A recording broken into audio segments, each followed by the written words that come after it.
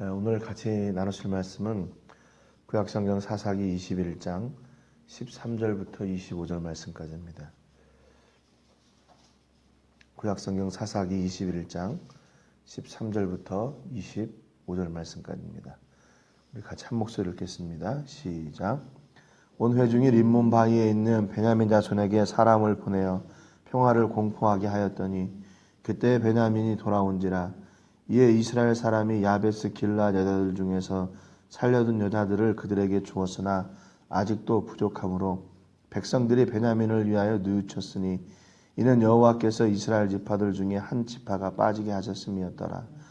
회중의 장로들이 이르되 베냐민의 여인이 다 멸절되었으니 이제 그 남은 자들에게 어떻게 하여야 아내를 얻게 할까 하고 또 이르되 베냐민 중 도망하여 살아남은 자에게 마땅히 기업이 있어야 하리니 그리하면 이스라엘 중에 한 지파가 사라짐이 없으리라.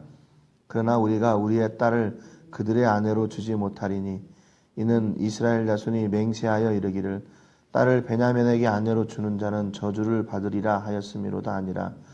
또 이르되 보라 베델 북쪽 르보나 남쪽 베델에서 세겜으로 올라가는 큰 길 동쪽 실로에 매년 여호와의 명절이 있도다 하고 베냐민 자손에게 명령하여 이르되 가서 포도원에 숨어 보다가 실로의 여자들이 춤을 추러 나오거든 너희는 포도원에서 나와서 실로의 딸 중에서 각각 하나를 붙들어 가지고 자기의 아내로 삼아 베냐민 땅으로 돌아가라. 만일 그의 아버지나 형제가 와서 우리에게 시비하면 우리가 그에게 말하기를 청하건대 너희는 우리에게 은혜를 베풀어 그들을 우리에게 줄지니라. 이는 우리가 전쟁할 때에 각 사람을 위하여 그의 아내를 얻어 주지 못하였고 너희가 자의로 그들에게 준 것이 아니니 너희에게 죄가 없을 것임이니라 하겠노라 하매 베냐민 자손이 그같이 행하여 춤추는 여자들 중에서 자기들의 숫자대로 붙들어 아내로 삼아 자기 기업에 돌아가서 성읍들을 건축하고 거기에 거주하였더라. 그때 이스라엘 자손이 그곳에서 각기 자기의 지파 자기의 가족에게로 돌아갔으니 곧 각기 그곳에서 나와서 자기의 기업으로 돌아갔더라. 그때 이스라엘의 왕이 없으므로 사람이 각기 자기의 소견에 옳은 대로 행하였더라. 아멘. 오늘 말씀은 사사기서의 제일 마지막입니다. 어제 말씀을 통해서 이스라엘 백성들이 베냐민을 징계하는 데는 성공했는데 이제 그것이 자기들의 죄로 다가왔고 그것 때문에 하나님 앞에 울기 시작했다. 이렇게 말씀을 드렸죠. 왜냐하면 자기들 때문에 자기 형제의 대가 끊길 것을 이제 염려하고 그것을 자기의 책임으로 느꼈기 때문이라는 거죠. 근데 전에 복수심에 불탔을 때는 뭐 그런 생각이 없었는데 이제 막상 복수하고 나니까 그것이 자기들의 어떤 아픔으로 다가가게 되었다는 겁니다. 그래서 그들이 결정했던 방법은 뭐냐면 자기들의 총회에 참여하지 않았던 야베스 길앗 사람들을 치고 그래서 거기에 있는 이제 처녀들을 데려다가 그 베냐민의 아내로 주기로 결정을 했죠. 이것도 역시 마찬가지로 그들이 어떤 그 의도는 좋았는데 그 과정이 또 하나님께 여쭙지 않고 또 하나님의 결정도 없이 자기들 스스로 결정하고 또 했다는 겁니다. 그러니까 베냐민을 위해서 또 다른 사람들의 피를 흘리게 하고 또 다른 사람들의 아픔을 낳게 되는 이제 그런 안타까운 모습이었죠. 오늘 보면 이제 그 13절에 보니까 온 회중이 림몬 바위에 있는 베냐민 자손에게 사람을 보내어 평화를 공포하게 하였더니 그랬습니다. 그래서 림몬 바위에 숨어있던 이 베냐민 사람들이 이제 이스라엘을 두려워해서 도망갔잖아요. 전쟁을 피해가지고 도망갔잖아요. 이제 그들에게 드디어 평화를 선포합니다. 전에는 베냐민을 잡기 위해서 그들을 진멸하기 위해서 그들을 죽이기 위해서 애썼던 이스라엘이 이제는 그들과 평화를 선포하게 된 거죠. 그들에게 평화를 선포하게 된 거죠. 그러니까 그들이 드디어 이 샬롬, 이 평화라는 그 선포를 듣고 이제 이스라엘 공동체 안에 다시 들어올 수 있게 됩니다. 14절에 보니까 그때 베냐민이 돌아온지라. 이에 이스라엘 사람이 야베스 길앗 여자들 중에서 살려둔 여자들을 그들에게 주었으나 아직도 부족하다 그랬습니다.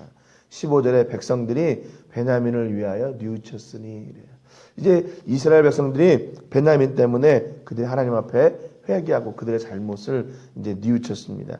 여호와께서 이스라엘 지파들 중에 한 지파가 빠지게 하셨음이더라. 그렇죠. 그러니까 자기들의 잘못으로 인해서 한 지파가 이제 그 대가 끊기게 될 상황이 됐으니까 자기들이 그것을 이제 뉘우치게 된 겁니다.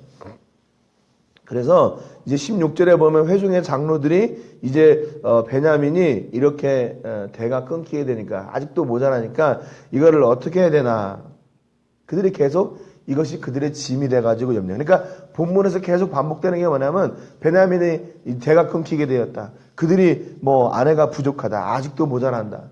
계속 이 말이 계속 이 본문에 반복되고 있어요. 결국 뭐냐면 이스라엘 백성들이 그들이 하나님의 뜻을 묻지 않고 시작했던 그 일이 계속 그 일로 인해서 이제 뭔가 그들의 올무가 되고 그들을 이렇게 마음 아프게 하고 하는 그런 걸림돌이 되게 되는 거죠. 18절에 보니까 그들이 이미 이제 자기들이 베냐민에게는 딸을 주지 않기로 이렇게 맹세했던 그것 때문에 또 올무가 되는 거예요. 그러니까 복수해서 올무가 되고 또 그들에게 딸을 주지 않기로 선언해서 올무가 되고 그러니까 여러 가지로 자기들 가운데 이런 올무가 자기들 스스로 채워지게 된 겁니다. 그래서 19절에 보면 그들이 어떤 이제 그 두 번째 수단을 강구하게 되냐면 19절에 보라 베델 북쪽 르보나 남쪽 베델에서 세겜으로 올라가는 큰 길 동쪽 실로에 매년 여호와의 명절이 있도다 그랬습니다. 그러면 그때 베냐민 자손에게 명령하여 이르되 가서 포도원에 숨어 보다가 실로의 여자들이 춤을 추러 나오거든 너희는 포도원에서 나와서 실로의 딸 중에서 각각 하나를 붙들어 가지고 자기의 아내로 삼아 베냐민 땅으로 돌아가라 그랬습니다. 이게 지금 또 두 번째 또 그 베냐민을 살리기 위한 방법이요. 이게 또 불법적인 방법을 동원하게 됩니다. 이제 아내를 훔치려는 거예요. 실로에 여호와의 명절인데 하나님 앞에 드리는 절기 명절인데 그 명절에는 춤을 추는 날이래요. 근데 그 춤을 출 때는 처녀들이 나와서 춤을 추는 그런 절기가 있습니다. 이거는 이제 대부분 장막절을 이야기하는데 처녀들이 나와서 춤을 출 수 있는 절기가 장막절이래요. 그래서 그때 춤을 추는 여인들이 나오게 되면 포도원에 숨어 있다가 베냐민 지파로 하여금 그들에게 각기 자기들의 아내를 취해가지고 가라고 해요. 납치하래요. 이제 납치하래요. 22절에 보니까 만일 그의 아버지나 형제가 와서 우리에게 시비하면 우리가 그에게 말하기를 청하건대 너희는 우리에게 은혜를 베풀어 그들을 우리에게 줄지니라. 그렇게 잘 사정을 이야기하라고 합니다.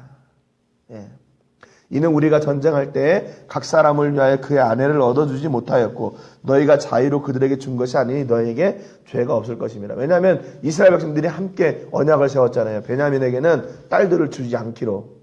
그러니까 그 언약을 우리 아내를 우리가 훔쳐가는 거니까 당신들이 자의로 준 게 아니니까 그게 죄가 아니다. 그러니까 또 타협하게 만드는 거예요. 이게 이런 방법으로까지 이렇게 해야 되나 하는 거죠. 첫 번째 방법도 불법적인 것이었어요. 두 번째 방법도 역시 불법적인 거예요. 그러니까 왜 이 순간에 이걸 자기들이 계속 이걸 붙들고 있나. 하나님께 좀 이걸 문제를 놓고 하나님께 여쭙고 하나님의 결정을 기다렸더라면 더 좋은 방법이 있었을 텐데. 이게 계속 아쉬움이 드는 부분이야. 아쉬움. 이게 뭐냐면 결국에는 이 이스라엘의 문제가 아니라 바로 우리들의 문제죠. 오늘을 살고 있는 우리들의 문제예요. 우리가 결정하고 우리가 생각한 대로 우리의 경험을 따라 계속 나가는 거예요. 그러니까 어떻게 됩니까? 그 모든 것을 내가 책임지는 사람이 되는 거죠.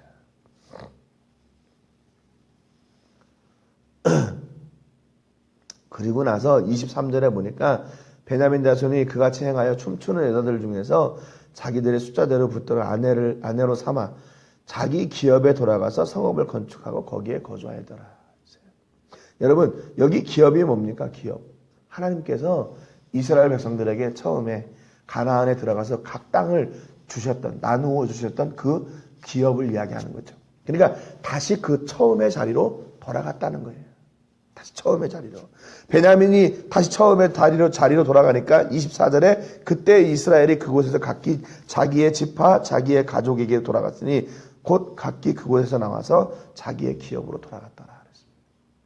베냐민이 돌아가니까 이스라엘 지파들도 각기 자기의 기업으로 돌아갔어요. 그러니까 뭔가 부족한 거예요. 뭔가 부족해요. 그럼에도 불구하고 자기의 지파로 돌아갔어요. 25절에 보니까 그때 이스라엘의 왕이 없으므로 사람이 각기 자기의 소견에 옳은 대로 행하였더라. 이게 사사기의 제일 마지막을 장식하고 있는 말씀입니다. 이스라엘의 왕이 없으므로 사람이 각기 자기의 소견에 옳은 대로 행하였더라. 뭔가 아쉬워요. 뭔가 좀 이렇게 씁쓸해요. 왜냐하면 이게 온전하게 뭔가 해결이 되지 않고 그들이 아직도 뭔가 이렇게 불완전한 가운데 있기 때문에 그렇다는 겁니다.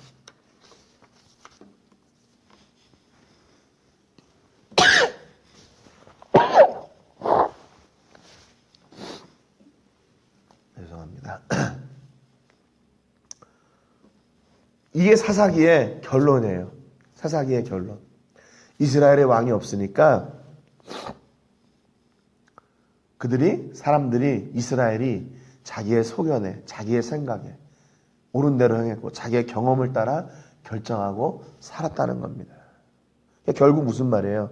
하나님은 지금도 이 사사시대에 찾고 있는 사람이 어떤 사람이냐면 하나님을 왕으로 모시고 사는 사람. 그 사람을 지금 찾고 있다는 겁니다. 여러분 소돔과 고모라가 멸망할 때 하나님께서 그 의인 10사람, 아니 의인 한 사람이 없어서 그 소돔과 고모라가 멸망해요. 그러니까 결국 의인은 뭡니까? 의인은 하나님을 왕으로 모신 사람이에요. 하나님의 다스림 가운데 있는 사람, 하나님의 통치하심에 순종하는 사람, 하나님의 나라를 살고 있는 사람. 그게 바로 의인이에요. 자기가 무슨 이렇게 자기 스스로를 깨끗하게 해가지고 죄가 없으면 그런 게 아니죠. 어떻게 우리 자신이 스스로가 의인이 될 수 있습니까? 하나님의 통치하심이, 하나님의 다스림 가운데 있을 때 바로 그때 우리가 의인이 되게 되는 거죠. 깨끗한 사람이 되는 겁니다. 여러분 그러니까 이 사사시대에도 하나님을 왕으로 모시고 그분의 다스림 가운데 있는 사람이 없었다는 거예요. 없었어요. 소돔과 고모라 시대가 이렇게 막 악이 그렇게 흉흉하고 그랬던 시대도 의인이 없었지만 지금 이 시대 그렇게 나쁘지도 않은 것 같고 그렇게 악이 흉흉하지도 않은 것 같고 그렇게 이렇게 겉으로 드러나는 게 없는 것처럼 보이는 그런 시대인 것처럼 보여도 그때에도 없다는 거예요. 하나님이 찾으시는 사람이 없다는 겁니다. 여러분 오늘은 어떻습니까? 오늘 이 시대는 어때요? 지금 이 시대는 평안한 것처럼 보이고 물질의 풍요도 있고 뭔가 이렇게 부족한 것도 없는 것처럼 보이는데 지금 이 시대에 의인이 있냐는 거죠. 지금 하나님이 찾으시는 그 하나님을 왕으로 모신 그런 사람이 지금 이 시대에 있냐 이 말입니다.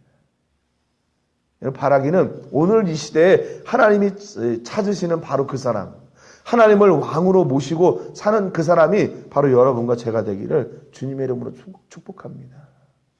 지금 하나님이 찾으시는 사람이 바로 여러분과 제가 돼야 돼요. 세상은 그렇게 이야기하죠. 하나님 이외에도 능력 있는 것도 많고 붙들 것도 많고 과학도 있고 지식도 있고 문명도 있고 또 돈도 있고 명예도 있고 세상에 모든 것들이 다 있다. 근데 굳이 하나님을 붙들고 살아야 되나? 그래도 우리는 끝까지 이 믿음을 타협해서는 안 됩니다. 하나님이 우리의 왕이심을 고백하고 그분의 뜻을 따라 그분의 말씀을 따라 그분의 인도하심을 따라 내 모든 것을 내려놓고 그분을 따라 사는 사람이 되어야 되죠. 그래서 그때 이스라엘에 왕이 없으므로 사람이 각기 자기의 소견대 옳은 대로 행하였더라. 그러나 한 사람이 있었다. 이런 말씀이 바로 우리를 기대하시는 그 하나님의 기대가 되기를 주님의 이름으로 축복합니다. 내일부터는 우리가 룻기를 같이 나눌 텐데요. 바로 이 사사시대에 하나님의 소망이 되는 사람이 있다는 거예요. 하나님의 소망이 되는 사람. 그러니까 사사기와 룻기를 통해 보면 사사기는 그 사사시대의 어두운 면, 그런 면을 봤다면 룻기는 그 가운데서 한 빛이 되는, 소망이 되는 그런 사랑도 있다는 거죠. 그러니까 결국 뭐 세대가 어떻다, 뭐 세대가 다 이렇기 때문에 이렇게 타협해 가서는 안 된다는 게, 반드시 하나님의 소망, 그 기대는 있다는, 그 사람은 있다는 겁니다. 오늘 여러분들이 바로 이 시대의 마지막 소망이 되시기를 주님의 이름으로 축복합니다.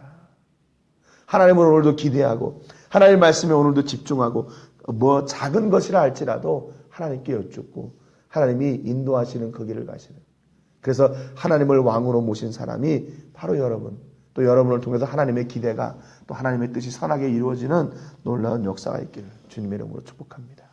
기도하겠습니다. 하나님 아버지, 감사드립니다. 오늘 말씀을 통해서 사사기의 마지막 부분, 역시 이스라엘이 또 자기들의 뜻대로 결정하고 자기들 스스로 그 문제를 해결해 나가는 모습들을 봅니다. 물론 의지도 강하고 그들의 계획도 있고 성취하는 능력도 있고 그렇게 보이지만, 하나님은 그들을 평가하기를 이스라엘에 왕이 없었다고 말하고 있습니다. 그들이 하나님을 왕으로 모시지 않고 자기들 뜻대로 자기들 스스로 결정하고 그 일을 책임져 나가는 모습을 보았습니다.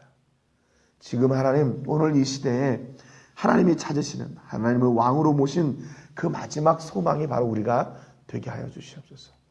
우리는 끝까지 그 믿음을 붙들고 하나님을 왕으로 모시고 하나님을 섬기고 사는 이 시대의 마지막 소망이 되게 하여 주시옵소서. 우리를 통해 하나님의 뜻을 이루시고 우리를 통해 하나님의 놀라운 일을 이루어가 주시고 우리를 통해 하나님이 왕 되시는 그 역사가 선포되게 하여 주시옵소서. 감사 영광 드리고 예수님의 이름으로 기도드립니다. 아멘.